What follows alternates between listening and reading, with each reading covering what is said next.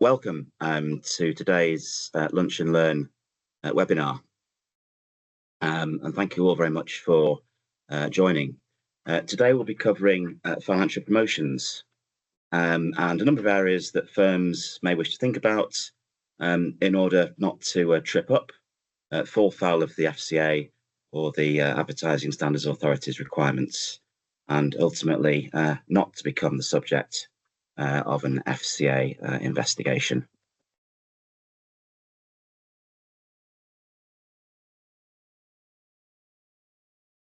By way of introduction, to my left, Alistair Hawson. Alistair, do you want to introduce yourself? Yeah, my name's Alistair. I'm a technical resources manager for both of the consultancies in the UKGI group of businesses. I provide the resource and assistance to our consultants and clients in way of advice and bulletins, making sure that the manuals are up to date. So I'm the one that gets asked the awkward questions. I'm the one that has the delightful job of reading everything that the FCA publishes in relation to general insurance and consumer credit. Thanks. And I'm Anthony McCloskey. I've joined UKGI about a year ago, and I'm one of the compliance consultants in the technical team. And we field a wide variety of questions and queries from our broker clients on all sorts of subjects. And I have a particular interest in training, discussing financial promotions and providing advice, but also document reviews, general guidance on regulatory matters and FCA applications. So between us, a wealth of experience in our relative fields. And so today's learning objectives around financial promotions. So we hope you'll be able to describe the rules and requirements around financial promotions. And we're going to look at the FCA's current focus and activity in this particular area. And we'll just discuss briefly as well some of the systems and controls that firms need to be able to produce and use compliant financial promotions. So quite a high level overview in this short space of time that we've got available. We'll be covering a reminder of the financial promotion rules. I'm sure you're all familiar with some of them, but we'll just refresh our memories as to what they actually are. Current FCA activity is quite an important one to have a think about, particularly for those that may have seen activity in this Finfluencers case, which we'll talk about, because it highlights a number of areas of social media where firms can trip up. And we want to just remind you of some of the pitfalls that you could encounter when you're posting on social media. We'll talk a little bit about vulnerable customers, a very key, important area when just considering financial promotions, a reminder of our systems and controls, what we need to have in place to make sure that we operate in a sound and effective manner. And there's a brief case study towards the end. So just to remind ourselves of what is a financial promotion. So this is the definition, which is from the handbook. And it's an invitation or inducement to engage in investment activity that is communicated in the course of business. Trips off the tongue. But let's try and break that down a little bit so that we're trying to understand exactly what the definition actually means. So a few key points in here. And the first is that it's an invitation or an inducement. So there's something in it. There's a call to action that invites the reader or persuades the reader to respond to it. And I think, Alistair, you had a point around that that you wanted to highlight. Yeah, I think we get asked a lot of questions about how websites can best direct or introduce people to an insurance broker, for example, or to an insurer. And we've been asked in the past, well, does simply having a button that says click here, is that an invitation? Well, it clearly is, but the next point that we'll mention, is it an invitation to engage in an activity, in this case, of buying an insurance product, or is it simply an invitation to go and land on a broker's homepage? And whether that just click here is an invitation or not can very much depend on the words that sit around that on the website. And engage in an investment activity So the promotion needs to seek or persuade the reader to purchase something. And in our world, that's to purchase an insurance policy. Yeah. And that's the regulator's activity that we'll have permission to do, because we're in the business of arranging insurance for our clients in order to meet their insurance needs. So we're talking about engaging in investment activity.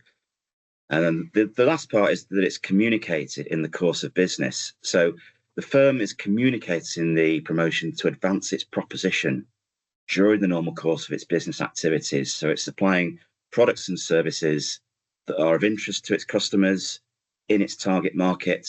Hopefully those customers will be able to avail of those products to meet their insurance needs. This is why we talk about in the course of business. We're actively promoting what we do or a particular type of product or service to attract business in. So it's marketing activity. So it's not routine servicing communications, which firms will send to customers from time to time. It's pure marketing. It's trying to attract business to the firm to meet the customer's insurance needs. And so there are some key rules that sit around this, as I'm sure most people will be aware. We've all heard of clear, fair, and not misleading. That should be self-explanatory. It's been around forever. But particularly now with the consumer duty, where firms have got to ensure that their communications are understandable by customers. It's a key plank of the duty, as we'll all be aware of. Financial promotions that are not fair and clear or are misleading will be more likely to attract poor customer outcomes. And as you'll see in the coming slides, the FCA does take action if they spot adverts that they think are misleading. Where we talk about them being defined as made in the course of business, it means certain type of advertising will fall outside the rules. So think about image or brand advertising. So we've all seen pictures of Premier League football matches where we've got the Vitality dog dancing around the pitchside hoardings. That's not a financial promotion. That's just an advert for Vitality as a business, raising awareness of its brand, which also allows us to produce things like mugs, pens, notepads with just the firm's branding on it that allow the firm to raise awareness of its brand, with its customers. But there's no element of persuasion. There's no invitation to engage in investment activity through that sort of media. So the promotion must relate to investment activity in some way. Now that's a bit technical, and investment activity goes all the way back to the sort of pre-FCA days, the FSA days. It's a long-standing bit of jargon in the industry, but it's talking about promoting something to a customer to purchase it to meet their financial objectives. And this can be a life policy, it's an ISA, a pension, or a motor insurance policy, commercial combined, group PMI scheme, health cash plan. We can go on and on and on. But all these products are regulated by the FCA in some way, shape, or form. The advert is promoting a call to action, which hopefully, if the customer engages with the firm, will lead to a good outcome, delivering peace of mind that the customer has bought an insurance policy that will meet their financial objectives, assuming, of course, there's no non-disclosure. Now, the advert must be standalone compliant. And this is quite important because a lot of firms do a series of adverts covering the same sort of topic, but building on awareness and trying to just raise awareness of what the product is about. Each advert must be standalone compliant in its own right. So even if it's part of a series, you've got to include the relevant risk warnings. You've got to include the relevant caveats. So customers need to be aware of the, both the good sides and potential downsides and risk factors that are associated with the product that's being promoted. What the regulator looks for is balance. And this has been a fundamental requirement going back to the earliest days of the FSA and even before that, because customers need to be able to understand what's being promoted, read the advert through properly, which should convey all the information that allows them to respond to it. Which means that firms need some systems and controls in place to make sure their advertising meets the FSA's requirements. Now, we suggest that where an advert's being drawn up, you have marketing teams and compliance teams to collaborate as early as possible in the process, so there are no surprises when the sign-off time comes around. And even if the advert's compliant, the firm must take this positive decision to issue it, communicate it in the course of business, and monitor the response that it generates. So somebody needs to be responsible for saying, I'm happy with this, it's been through the compliance process, I want to issue it, and see what response we get. And that's all part of the systems and controls that we've talked about. Yeah. So this comes down to your systems and controls, your records. So thinking about the feedback that you get during the approval process, the changes that you make to it, and marketing and compliance teams sign it off. And how do you want to keep it after the advert's gone live? So the shelf life of the advert, is it going to be something that needs to be, kept alive for several months? Or is it quite a short-term advert because it's got price information and may need to be withdrawn maybe after a week or so, just to make sure that information doesn't go out of date? So all of these systems and controls you need behind the scenes, so that if you ever get an inquiry from your auditors or perhaps from the FCA who want to know how an advert came to be, you've got that story to tell and you've got that audit trail and the various stages in the process that you used to put the advert out there. And of course, with all of this, we've now got the consumer duty, which has been in place for a year. You need to make sure the advert leads to good customer outcomes. So thinking about vulnerable customers, who you're targeting, the media that's being used, all of this comes into play. Font sizes, the colours, if it's going on TV, you're going to need Clearcast approval. Check the Advertising Standards Authority's guidance on broadcast or non-broadcast advertising. And whilst on that, the ASA is a brilliant source of information for sort of non-financial advertising more generally. Their website has a mine of information that talks in great detail about the various requirements where you are thinking about non-financial advertising. If, for example, you wanted to do a competition or a prize draw, there's loads of guidance in there that you can draw from in that respect. So just moving on to what's currently happening and what we're currently seeing in terms of the FCA's activity. It's no surprise. The FCA constantly monitors promotional activity, and it's done this for many, many years across all sectors of the industry. You might not be aware, but it checks websites, it checks newspaper adverts, TV adverts. All forms of promotional media are likely to be reviewed at some point by the regulator. And what they do is a couple of things. They check firms are actually authorised to issue the promotion, as well as making sure it meets that fair, clear and not misleading principle. And if you monitor the FCA's website, you'll see they publish information on their work. So they highlight the number of adverts where they've intervened with firms, perhaps to ask them to amend it or to withdraw it, maybe because there's something wrong with it, or perhaps because the firm wasn't authorised to publish it. And the most recent data is for Q4 24, where the FCA intervened to ask firms to amend or withdraw over 3,200 promotions. And these were issued by authorised firms. So, even if you are authorised, over 3,000 firms are getting that sort of tap on the shoulder and being challenged as to what they've put out there. The FCA has issued 500 alerts about unauthorised firms or individuals, and 11% of those were with regard to clone scams. They've monitored 187 promotions relating to 19 firms, promoting lifetime mortgages, found concerns with 4 firms where the risks and downsides hadn't been presented sufficiently. And the regulator highlights the number of adverts that are published by unauthorised firms. So these are firms that don't appear on the FCA register. They're not approved. Not approved to carry out regulated activities. And these firms can actually cause quite significant harm to customers, as can those who represent them, such as these social media influencers who might not fully understand the product they're promoting, even though they're being paid to do so. And we'll talk about this in a moment. Those that are in the influencer space on social media, highly likely to find that their social media accounts are being monitored by the FCA. And also, you may have seen that the FCA has tightened up its rules around who can and who can't approve promotions. The basic rule now is that you have to be authorised by the FCA to approve them.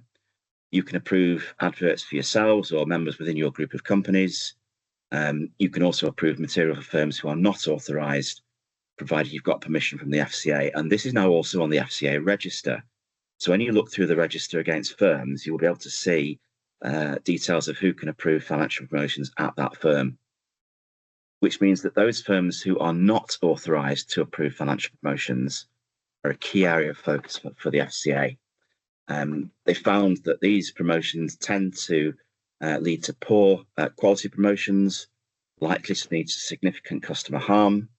So if you're looking to approve a promotion for a firm that's not authorised, you've got to take really significant steps to make sure you understand what's being promoted and you can demonstrate it meets the fair and clear and not misleading principle, so that you can defend yourself if you get this challenge from the FCA or anybody else who complains that things just not able to be understood or contains misleading or unclear information.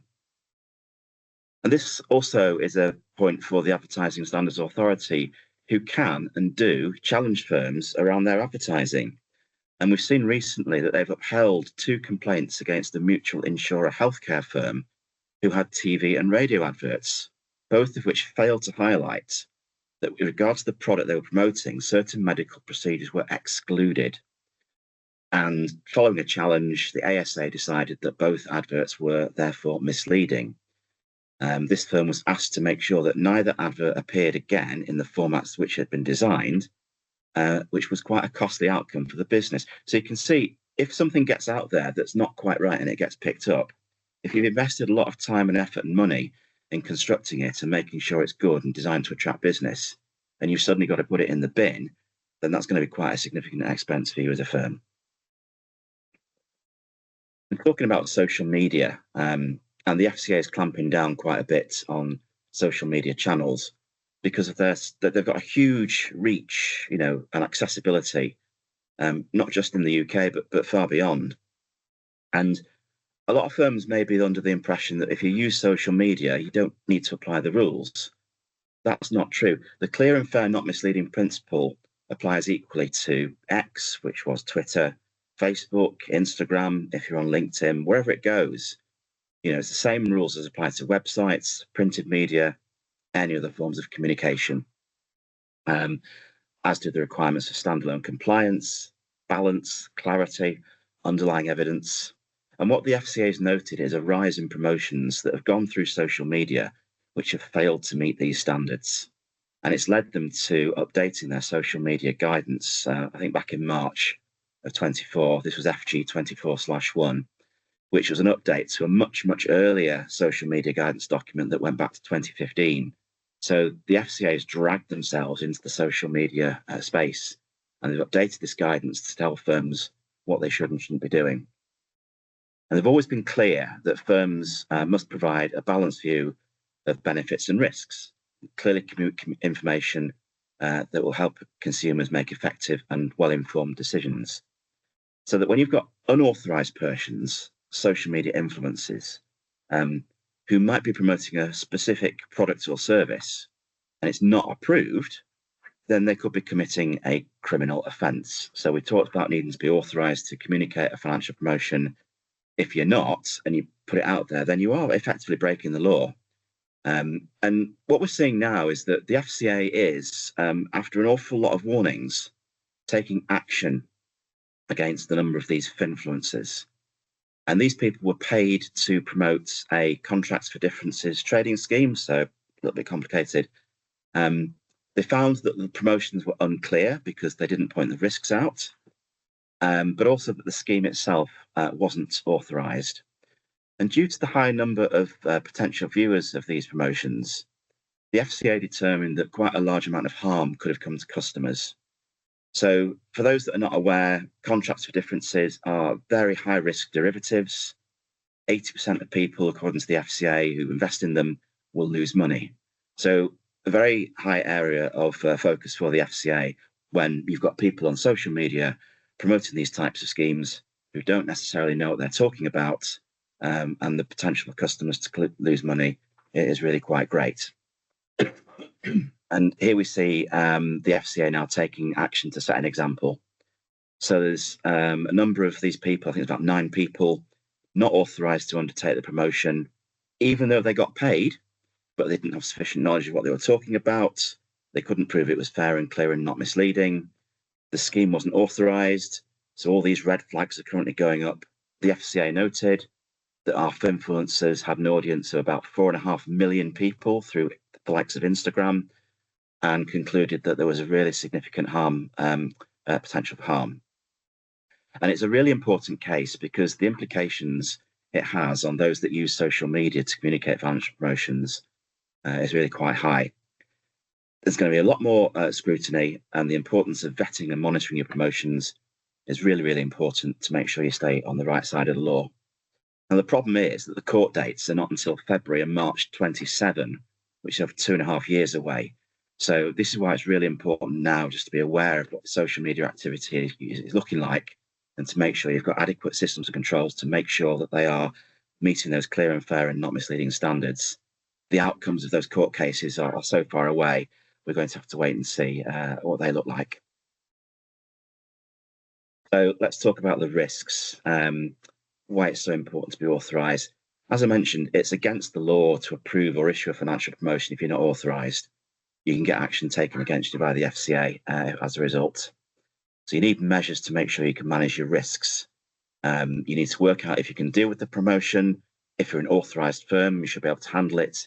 If you're not authorised, have you got the ability to work with an authorised firm with the right permission who can do so? We wouldn't recommend an unauthorised firm issues a promotion without that recipe for disaster. Your systems and controls must make sure that the promotion meets the required standards. So whoever checks it must meet it checks those standards. Any risk warnings should be outlined prominently, as would the benefits. Someone in the firm, we talked about who has final sign-off, must make sure that it's in line with those standards. So the purpose, content, context of the promotion should be understood, as should the features and risks of what products or services being promoted, to try and make sure it doesn't attract any negative scrutiny. We don't want any small print, and all key messages should be nice and prominent. So think carefully about the target audience, who might actually end up seeing it. So you might design the promotion for a certain demographic, but the person that actually sees it could be way beyond that. So, you put a promotion in a magazine, it falls out of that magazine, somebody else picks it up. What do they end up doing as a result of that? Could it inadvertently attract the wrong type of customer? Make sure it's understandable. Make sure you've worked out your target audience. Make sure your target audience, the average member, can actually understand it and read it. So think about the reading age. A lot of research suggests the reading age is quite low, maybe around 10 or 11 years. So pitch the promotion at that level to make sure it's right. Because getting it wrong, if you do get that tap on the shoulder, you get the FCA looking at you, you end up with an enforcement process. That could lead to a prison sentence up to 2 years or an unlimited fine. We really don't want to be going down those routes. And our Finfluencers, I do hope they've got really good lawyers. Some things to think about in terms of pitfalls and challenges. A great many people, including those who work for the regulators, might see that social media post. So it pops up on their LinkedIn feed or it pops up on Twitter. Suddenly you've attracted the attention of the regulator, maybe without intentionally doing so. FCA staff also buy insurance. They do indeed. And they live in Edinburgh and Leeds and London. Yeah, it can go anywhere. And we've now got, much more use of technology, which allows so many actions to be taken once it's out there. Post can be forwarded, with or without comments, liked, disliked. They can be reported, they can be manipulated, reissued. You lose control of that once you've issued it. So how do you know where it's actually going to end up? You need that degree of control over that issue process and monitoring what happens to it once it's out there. You may have to balance commercial objectives and messages against the potential for challenge or malicious comments, and you're going to need to be able to deal with them if they come back. Simply hitting that forwarded button and adding your comments, could end up causing a lot of trouble. So you need those processes in place to make sure that you've got that promotion as good as it can be before it goes out there, because you're going to want to be able to defend it if you get a challenge. Think about the unintended consequences that to your firm or the brand. What could happen? Could it cause offence to the reader if it ends up in the hands of someone that's not in that target audience? Can you handle any objections to it or challenges to it? And have you got that audit trail to defend it? If the FCA sees it and thinks, oh, this is quite interesting, I'd like to find out how the firm got to the position where it decided to issue the promotion. So it's maybe not looking at what the promotion is saying, it's looking at systems and controls that sit underneath it.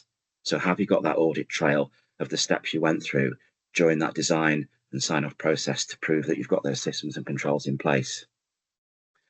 And don't forget, at the end of it all, pull it. If you're not happy with it, if it causes significant challenge, negative comments, it's likely to cause reputational damage, or you think that someone's been offended, just pull it. Apologize if you need to, and just remove it and take the sting out of it and learn from that mistake. We're talking about vulnerable customers, and clearly consumer duty, what that mentions about vulnerable customers, nothing new here. Firms need to be aware of vulnerable customers and should have been for many, many years. So we need to make sure that the content is readable. We've got a clear typeface, no small print, clear contact details and signposts to where further information. Your vulnerable customer, you don't know what vulnerabilities they're going to have, and it could be anything. So your advert needs to be really clear in terms of what it's trying to get across. This still aligns the sort of outcomes elements of the consumer duty and the communications aspect. What does that customer end up doing once they've seen the advert if they're in a position of vulnerability, and how do you handle them once they respond to you? Make sure you keep records of your assessments of vulnerability and tailor the advert to ensure that it's appropriate for anyone that might be in that position. If you do have the opportunity to discuss outcomes at sort of your board meetings or management meetings, particularly with the Consumer Duty Board report that should just have gone in, there should be an element of discussion around the adverts that you do and how they are treated in terms of customers who might be vulnerable. Just conscious of time, so we'll just clip on over the next couple of slides once we get to the case study. Systems and controls, there should be no surprises here. We need a financial promotions policy and procedure note that everybody that's involved with them needs to be aware of and understand. Keep a register of what you've reviewed and signed off. In terms of who's got access to the company social media accounts, just check that they're competent and capable to control that account, who's got control over the publishing rights, who responds to feedback and comments, and just make sure that whoever runs that is capable of handling those comments. Make sure you gather MI around any complaints or challenges and act on what that says. That's a really good point in terms of learning from any feedback that you get. And think about engaging with the comments over social media. It's probably better not to and take them offline, because anybody can see your responses, and you might want to take a more considered view with the feedback that you're getting to make sure that you don't inadvertently get any reputational damage should things start to get out of hand. So just to recap then, so we've just gone over the rules requirements around financial promotions. We've looked at the FCA's current areas of activity and the system of control. So hopefully none of this is brand new to you. You've seen this before, but it's a really good refresher given the current court case and what's going on in the sort of FCA's world. So at this point, does anybody have any questions? We've got a question around searching the FCA register for firms that can approve other non-regulated. So the register will list, so for the firm that's involved, it will say if it can approve promotions for itself and for others. And it's quite small to find. It's buried in the whole line of information, but it will tell you. You need to approach the firm itself in terms of the permissions that it holds and whether it can approve promotions for an other firm, depending on what that firm is involved with. So you have the conversation with the approved firm to find out what it can approve. If you were asking whether you can search the register to look for a firm that, can you say, dear register, please tell me any firms that are authorised to sign off FinProms? The register absolutely does not work that way. You have to actually enter a firm's name or an individual's name and click search. You can't ask it, tell me firms that can arrange insurance or can write insurance policies or can arrange credit or can lend money. It's just not that. It's not built like that. It's not that sophisticated. and the slides will be available for sharing. And there's good notes on the notes pages of all the slides that cover what we've been talking about. Yeah. So I hope that was useful for you all. And just as a reminder, we do have some sessions coming up in the autumn. Our CII accredited compliance with confidence seminars. We have one in London on October the 23rd and one in the West Midlands on November the 13th. There is an early bird discount if you want to attend. You register by the 5th of September.